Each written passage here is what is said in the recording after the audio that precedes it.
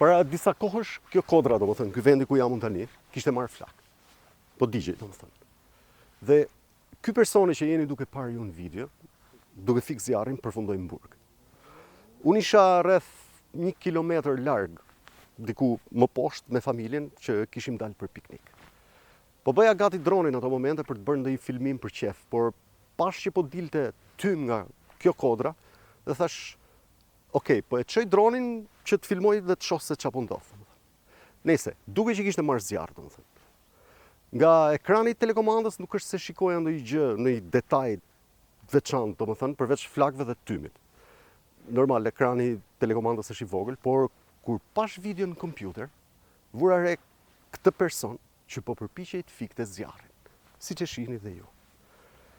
Normalisht që ai nuk kishte për ta fikur dot, domethënë, po gjithsesi po përpiqej.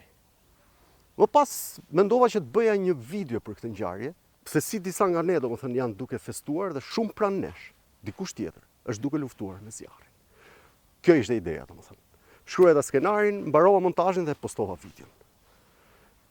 Tek ajo video, ky person dukej si hero, edhe pse ideja ime ishte që tregoja se si në të njëjtin moment disa janë duke vuajtur dhe disa tjerë janë duke bërë qef. Kur u ktheva prap këtu në fshat, gati 1 javë pasi e kisha postuar këtë video, një nga këta çunat e fshatit që e kishte parë atë video më thotë që atë heroin ke video jote e kam fut në burg. Me pak fjalë, personi që shihni në video e kishte vënë vetë zjarrin dhe pastaj po përpiqej që ta fikte. Po ja çka kishte ndodhur. Fshatarët në disa raste i vënë flakën tokës për djegur mbetjet bimore, që ta bëjnë gati për ta mbjellë sërish. Ndoshta disa prej jush e dinë këtë. Pra, zjarri ishte i qëllimshëm, por vetëm në tokën e tij.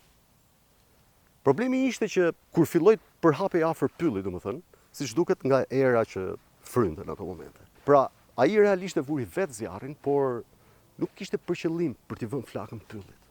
Thjesht i doli jashtë kontrollit. Por nuk ndodh shpesh edhe për filma ku disa njerëz ndihmojnë një politikan që të vijnë në pushtet, pasi ata mendojnë që do bëhet më mirë për njerëzit, pa e ditur që ai njeri që po sjellin në pushtet ka ndërmend që të bëhet diktator. Apo ato njerëz që krijojnë një inteligjencë artificiale dhe disa robot që pastaj dalin jashtë kontrollit. Oh my God. Dhe janë pikërisht po këta njerëz që i kanë sjellën në pushtet ata diktator, apo kanë krijuar atë inteligjencë artificiale dhe ato robot që përfundojnë duke luftuar për t'i rrëzuar nga pushteti, apo për të shkatruar atë inteligjencë artificiale që krijuan vetë. Shut it down. Shut it down! It's him! Nëse, unë e hoqa videon nga kanali dhe thjesht po rria prap këtu në njëjtin vend, domethënë që dikur ishte në zjarr, dhe thjesht po mendoja që ndoshta ai njeri mund mos jetë hero, po prap ai po i luftonte të keqen.